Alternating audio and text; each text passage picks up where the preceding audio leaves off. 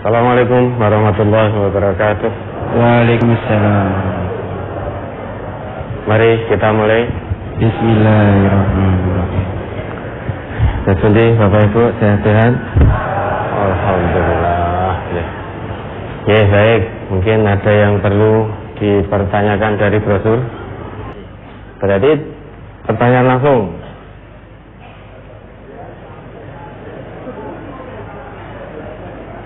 Sudah? Ini sudah zuhur toh? 7 menit yang lalu. 7 menit yang lalu. Kalau panjenengan mengendaki pertanyaan langsung. Ya, pertanyaan langsung hari. Pada Bapak dan Ibu sekalian yang mengendaki pertanyaan langsung, sementara kami batasi 2 dulu. Silakan disebutkan nomor mic-nya dulu. 36 17. Baik. 36 dan 17. Sementara kami di nomor 36 dan 17. Oke. Silakan mic nomor 36. Assalamualaikum warahmatullahi wabarakatuh. Waalaikumsalam warahmatullahi wabarakatuh. Di lantai 4 Ustaz. Jih, maka. Suwardi dari DIY Ustaz. Jih. Pertanyaan, saya sebagai warga Majelis Tafsir Al-Quran, apakah masih diperkenankan untuk mengaji di lain tempat, misalnya di Muhammadiyah, di NU dan di Yerusalem? Demikian Ustaz. Mohon tausiahnya supaya menjadi landasan dalam beribadah Ustaz. Terima kasih. Sampun? Sudah berapa lama jadi warga ngaji di MTA? Kurang lebih 3 tahun Ustaz.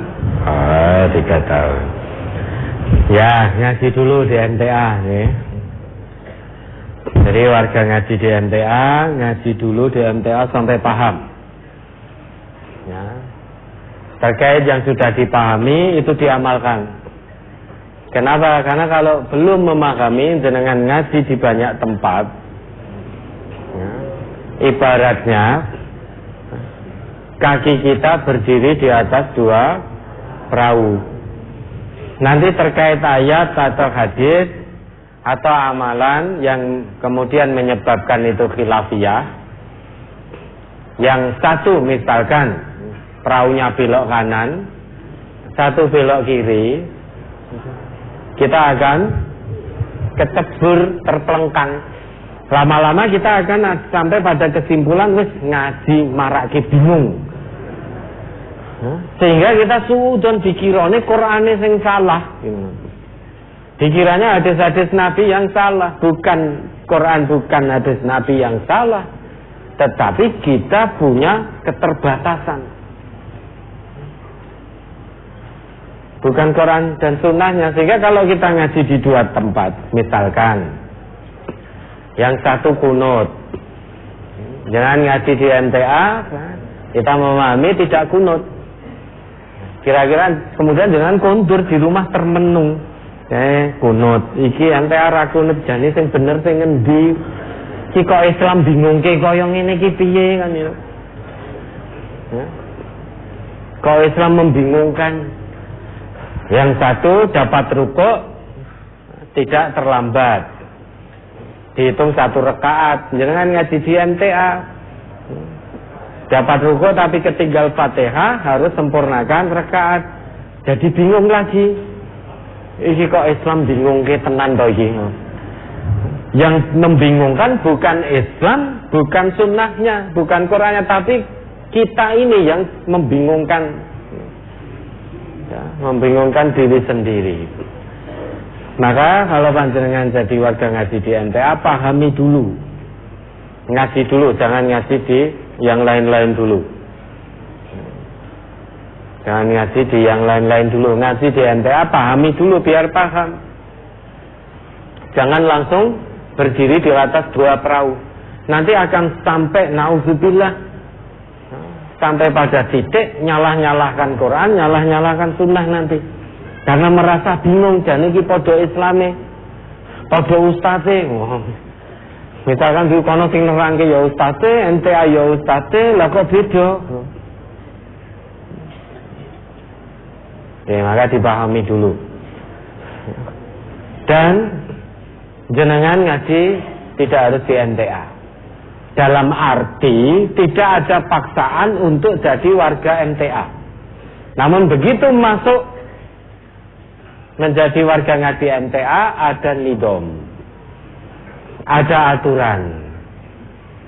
Sebelum jenengan masuk menjadi warga ngaji di NTA, tidak terikat dengan aturan yang ada di Majelis Tafsir Al-Quran. Tidak mungkin orang di jalan sana bukan warga NTA, tiba-tiba kita paksa untuk mengikuti aturan NTA, tidak mungkin. Tapi begitu jenengan jadi warga ngaji di NTA, maka majelis ini ada nidom, ada aturannya, dan harus diikuti oleh warganya tanpa kecuali. Nah, terkadang ini yang menyebabkan saya pokoknya pengennya di Ahad pagi saja, tetapi tidak mau terikat dengan aturan majelis. Padahal yang namanya mengamalkan agama ini harus dalam kebersamaan. Kenapa dengan kebersamaan? Itulah kita akan tahu ucapan kita, perbuatan kita menyimpang dari Quran dan Sunnah atau tidak. Karena jika menyimpang, saudara kita akan mengingatkan, akan bertawasul dengan penuh santun, dengan penuh kebenaran, akan datang dengan ayat, dengan hadis mengingatkan kita. Kalau kita amalkan agama ini seorang diri, biasanya manusia itu kalau dalam kesendirian, dia salah pun tetap merasa paling benar. Tapi kalau kita dalam kebersamaan, ada saudara kita yang mengingatkan. Pada hari ini mungkin kita diingatkan karena salah, keluar dari Quran dan Sunnah. Besok kita mengingatkan saudara kita ganti, karena melihat saudara kita menyimpang. Ini kasih sayang dalam Islam. Sama-sama tidak ikhlas, sama-sama tidak ridha kalau saudara ngajinya, saudara muslimnya meniti jalan menuju neraka. Karena ucapan perbuatannya menyimpang dari Quran Sunnah, langsung ditarik, dinasehati. Nah, itu harus dengan nizam, kedisiplinan. Al-haq bila nizam yaglibul batil bi nizam. Sekarang kebatilan saja dengan disiplin kok. Ya, korupsi itu kan disiplin itu, makanya randang konangan. Kan terorganisir dengan baik, sehingga tidak korupsi langsung konangan, enggak. Orang selingkuh itu kan juga disiplin. Tidak mungkin dia selingkuh di rumahnya ada istri atau ada suaminya. Dia pergi kencanan, WA-WA-an kan rapi sekali. Tapi lama-lama sekali, 2 kali, 3 kali terus dilakukan, Allah beri tangguh, kok rasa sadar-sadar dibongkar oleh Allah sudah. Dibongkar oleh Allah. Sekali selingkuh masih Allah beri tangguh. Tobat apa terus? Oh ternyata merasa aman. Dilakukan lagi, oh nyatane aku selingkuh ya randang konangan, nyatane ya sehat-sehat saja. Nyatanya keuangan saya lancar-lancar saja. Kalau tangguh yang Allah berikan tidak digunakan dengan baik untuk tobat, maka akan dibongkar oleh Allah. Sehingga ketika itu terjadi, mata manusia terbelalak. Ya, sekarang jenengan dengan keterpanggilan hati, penuh keikhlasan, selama 3 tahun menjadi warga ngaji di NTA. Maka ikuti aturan majelis secara kafah, secara totalitas.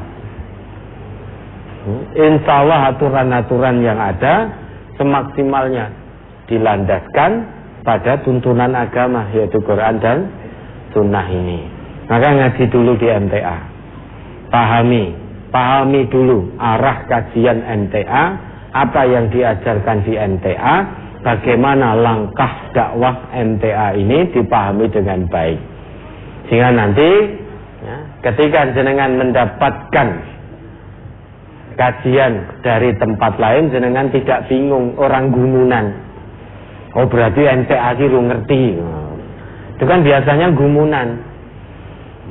Oh ini ada yang menyampaikan bahwa memakai baju dimasukkan itu tidak boleh. Wow, MTAI berarti orang ngerti. Oke, warga MTA pakai baju masih dimasukkan. Ya, jadi bingung akhirnya, gumunan. Oh, ini ketinggalan Fatihah, ternyata tidak dihitung terlambat, tapi dihitung sempurna dapat 1 rakaat. Oh, berarti wong MTA harus ngerti iki. Akhirnya gumunan. Oh betul, ternyata MTI menungso totonane angel tenan gitu loh. Oh, musik haram. Lho kok kayak ning MTA ning radio TV-ne enek musik. Wah, ingkar sunnah kayak gitu. Sehingga kita gumun, bingung, seolah-olah di sini belum dibahas tentang itu. Maka mantapkan hati dalam satu kajian. Bukan berarti kita berbangga dengan MTA-nya, bukan, tapi kita berbangga dengan Islam kita, dengan Quran dan Sunnah kita. Biar tidak bingung. Nanti kalau sudah paham, monggo silahkan jenengan. Ya. Kalau sudah paham tenan apa yang diajarkan di MTA, monggo mau menerima materi-materi dari tempat lain silahkan. Ya, ada lagi? Oke. Mik nomor 17 dipersilakan. Assalamualaikum warahmatullahi wabarakatuh. Waalaikumsalam warahmatullahi wabarakatuh. Saya Pak Ustaz, nama Ahmad Fahrazi dari Pekalongan. Alhamdulillah sudah 6 tahun baru datang kemari karena kemarin ada corona. Ya, alhamdulillah. Sehat walaupun katanya kena corona. Ya, banyak. Hanya kami mohon penjelasan yaitu surat Az-Zumar ayat 69. Surat Az-Zumar ayat 69, karena saya membaca hadis pada waktu di Padang Mahsyar ini matahari diturunkan sampai 1 mil, sedangkan di sini ini adalah dan bumi Padang Mahsyar menjadi terang benderang dengan cahaya kehadiran Tuhannya. Mohon penjelasan agar kami ini sudah lebih terang. Maaf dan terima kasih. Assalamualaikum warahmatullahi wabarakatuh. Waalaikumsalam warahmatullahi wabarakatuh. Sama, berarti Bapak juga LC ini. Ya toh, lulusan Covid juga. Insya Allah banyak temannya. Ya, maka disyukuri kesehatan yang Allah berikan. Sebagai wujud rasa syukur kita atas kesehatan yang Allah berikan, semakin mendekat, semakin semangat dalam ketundukan dan ketaatan kepada Allah. Oke, mari coba dibaca saja ayatnya. Surat Az-Zumar surat ke-39 ayat 69. Wa asyraqatil ardu bi nuri rabbiha wa wudi'al kitabu wa ji'adin wa asyraqatil ardu bi nuri rabbiha wa wudi'al kitabu wa ji'adin nabiyyina wa syuhada'i wa qudiya bainahum bil haqqi wa hum la yuzlamun. Dan terang benderanglah bumi padang mahsyar dengan cahaya keadilan Tuhannya, dan diberikanlah buku perhitungan perbuatan masing-masing, dan didatangkanlah para nabi dan saksi-saksi, dan diberi keputusan di antara mereka dengan adil, sedang mereka tidak dirugikan. Apa kaitannya dengan hadis tadi? Hadis tadi menceritakan, menjelaskan dengan gamblang dahsyatnya huru-hara kiamat. Sampai-sampai matahari itu didekatkan.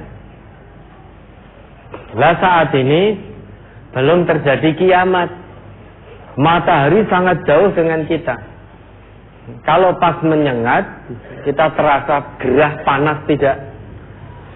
Panas, gerah. Di hari kiamat nanti lebih dahsyat lagi. Matahari sangat didekatkan oleh Allah, sehingga digambarkan itu jaraknya hanya sejengkal, hanya sakilan ibaratnya. Itu penggambaran betapa dahsyatnya huru-hara hari kiamat. Tidak pernah terjadi fenomena seperti itu sebelumnya. Selama dunia berputar ini sudah pernah terjadi bencana di mana-mana. Sudah pernah terjadi kemarau panjang di mana-mana. Bahkan terik matahari sudah pernah menyengat sampai 40 derajat Celcius, 42, 43, 45 dan seterusnya. Dalam keadaan itu sungguh sangat panas. Panjenengan pernah ke Mekah sana, Saudi sana pernah itu suhu 40 derajat. Itu sudah panas luar biasa. Padahal posisi matahari masih sangat-sangat jauh. Tetapi di hari kiamat itu didekatkan oleh Allah, sehingga fenomena dahsyatnya kiamat tidak pernah kita lihat. Tidak pernah dilihat oleh manusia dengan mata kepala telanjang. Sehingga sungguh sangat panas. Dan bukan hanya matahari saja, Bapak. Bahkan laut semuanya meluap dan dalam keadaan panas. Wa idzal biharu sujjirat. Dalam ayat lain, wa idzal biharu fujjirat. Jadi semua laut yang ada di alam semesta ini semuanya meluap. Dan dia panas. Sudah meluap, airnya panas, matahari didekatkan. Belum lagi kekacauan karena hancurnya gunung-gunung yang sebagai pasak. Sekarang ini kita bisa duduk tenang seperti ini. Kenapa? Karena Allah tancapkan gunung sebagai pasak. Wa alqa fil ardi rawasiya an tamida bikum. Kata Allah kan begitu. Gunung sebagai rawasiya, sebagai pasak.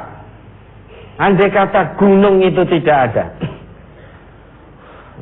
maka kita tidak bisa duduk nyaman ini. Wes terpanting-panting, terombang-ambing oleh pusaran angin yang begitu kencang. Adanya kita tetap bisa tenang, berjalan tenang ini itu karena Allah tancapkan gunung itu. Sehingga pusaran angin bisa tertahan oleh gunung. Yang sampai kepada kita, angin yang bersahabat. Andai kata gunung nanti di hari kiamat dicabut bahkan hancur lebur, yang tampak gagah kokoh selama ini, gunung-gunung itu akan hancur lebur berterbangan. Seperti kapas. Seperti kapas. Juga kecil seperti gubar. Hancur kecil-kecil berterbangan ke sana kemari. Maka pada saat itu terjadi, manusia sangat ketakutan. Masing-masing ingin menyelamatkan dirinya sendiri. Tidak peduli lagi dengan istrinya, tidak peduli dengan suaminya, tidak peduli dengan anak-anaknya, bahkan anaknya masih menyusu pada dirinya, ibaratnya. Bahkan unta-unta yang bunting ditinggalkan, sudah tidak dirawat lagi. Saking takutnya. Fenomena yang sungguh luar biasa. Dan hari itu pasti datang. Kenapa? Karena Allah sudah tetapkan, Allah janjikan. Idza waqa'atil waqi'ah. Idza zulzilatil ardu zilzalaha. Semua beban yang terkandung dalam semesta ini dikeluarkan oleh Allah. Semburat yang dikandung bumi semuanya keluar. Coba dibayangkan, baru lumpur di Sidoarjo saja sudah hancur lebur itu. Itu baru lumpur, baru tak kuku irengnya ya. Kita aja belum ada lumpur yang keluar. Nah, nanti isi bumi keluar semua. Matahari didekatkan, panas bertambah panas. Tapi ada yang tetap merasakan kesejukan. Karena mendapatkan naungan dari Allah. 7 golongan yang disebut oleh Nabi dalam sabda beliau, sab'atun yudhilluhumullahu fi dhillih yauma la dhilla illa dhilluh. Ada 7 golongan itu yang sudah sangat familiar di kita. Maka berusahalah untuk menjadi 7 golongan itu. Berusaha agar nanti di padang mahsyar, di saat huru hara itu terjadi, kita tetap mendapatkan naungan dari Allah, sehingga tetap merasakan kesejukan demi kesejukan. Ayat ini yang tadi itu, wa asyraqatil ard, padang mahsyar, bumi itu tampak terang benderang. Dengan apa? Terang benderang dengan keadilan. Karena kita di hadapan hakim yang maha adil. Kalau sekarang di dunia ini, bumi di dunia ini sekarang keadilan tampak samar-samar, tidak terang benderang, karena keadilan bisa dibeli, sehingga banyak atau ada beberapa oknum tidak berani menyuarakan keadilan dengan terang benderang, sehingga tidak lagi membela kebenaran tetapi membela yang bayar. Di hadapan Allah nanti di padang mahsyar, keadilan tampak terang benderang, sehingga bumi itu tampak terang benderang dengan keadilan yang tidak bisa dibeli, dengan keadilan dari Allah yang tidak bisa dibohongi, dengan keputusan seadil-adilnya dari hakim yang maha adil. Selain itu, setiap manusia akan diberi catatan rekam jejak amalnya. Satu kata yang kita ucapkan, perbuatan apapun yang kita lakukan, itu ada catatannya. Setiap manusia diikuti oleh malaikat-malaikat Allah yang bertugas secara bergantian. Salah satu tugas utamanya adalah mencatat perbuatan ucapan manusia. Kalau ucapannya baik, perbuatannya baik, dicatatlah kebaikan itu. Kalau ucapan perbuatannya buruk, penuh maksiat, dicatatlah sebagai dosa. Dan itu nanti akan diserahkan catatan amal itu. Tandanya mudah. Kalau nanti panjenengan atau kita diberi catatan amal dari arah kanan, itu tanda kebaikan. Insya Allah jadi penghuni-penghuni surga. Tapi kalau nanti diberikan dari balik punggung kita atau dari arah kiri kita, itu kebinasaan, kecelakaan selama-lamanya. Dan padang mahsyar itu tampak terang benderang karena pertama di situ kita akan berada di hadapan hakim yang maha adil. Tidak bisa ditipu, tidak bisa dibohongi, tidak bisa dibayar, tidak bisa disogok, tidak bisa disuap.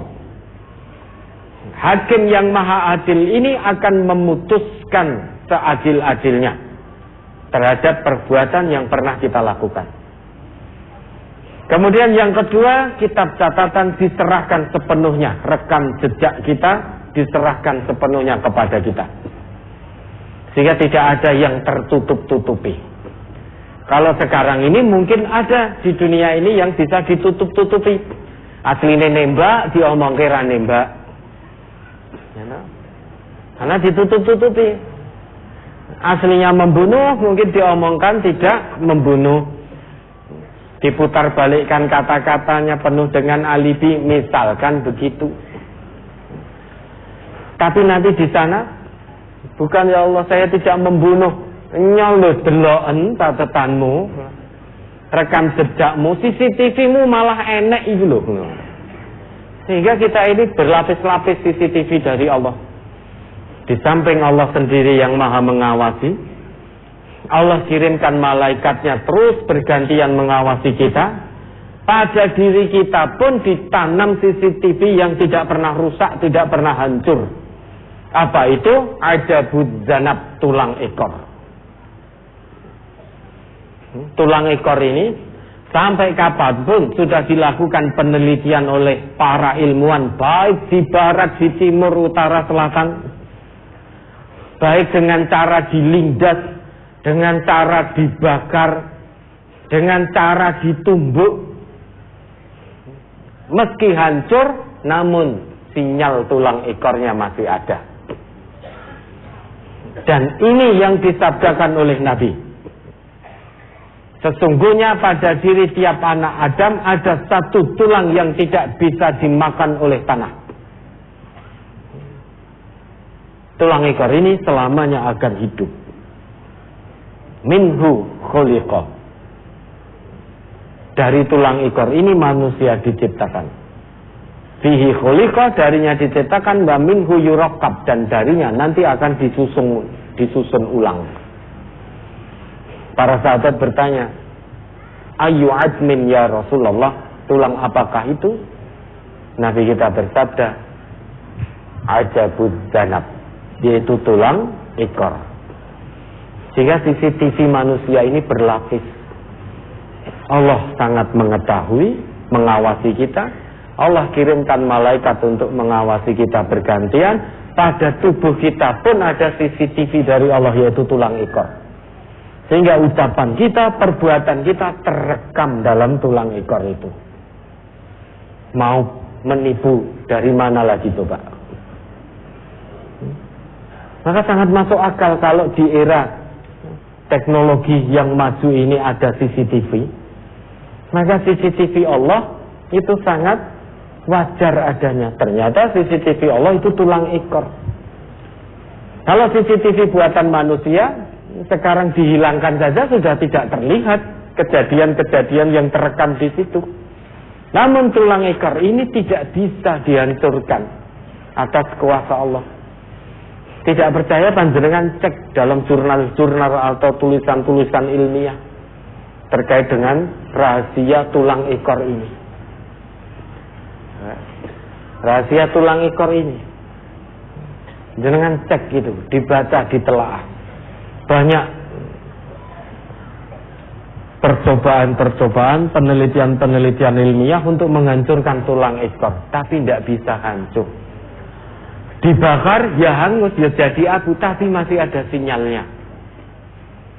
Tapi masih ada sinyalnya. Maka hati-hati kalau mau berbuat maksiat. Ya. Tunggu dulu. Pengawasan dari Allah berlapis, dan itu nanti dimintai pertanggungjawaban. Tidak ada satupun hamba manusia, hamba Allah ya, yang dizolimi di padang mahsyar.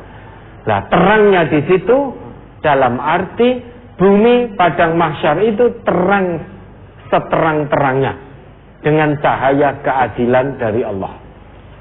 Sehingga yang A tetap A, yang B tetap B. Sehingga tidak ada satupun yang dirugikan. Pelaku-pelaku maksiat dia akan menerima balasan kemaksiatannya, seret ke neraka. Orang-orang yang taat pada Allah akan menerima balasan kebaikannya, masuk dalam surganya Allah atas izin, rahmat dan ridha Allah. Ya, kurang lebih seperti itu, mudah-mudahan dipahami.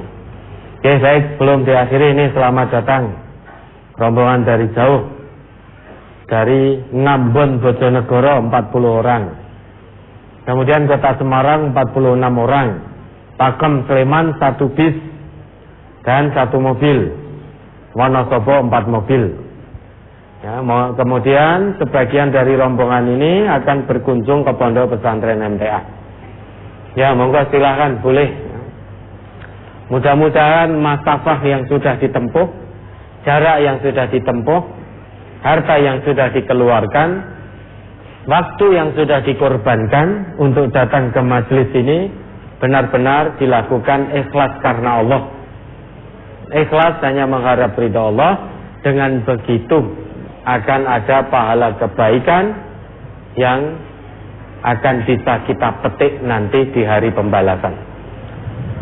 Oke, baik, ada lagi. Berikutnya permohonan doa kesembuhan bagi saudara kita yang sedang sakit, Ustaz. Ini ada 39 saudara kita yang sakit, mohon doa kesembuhan.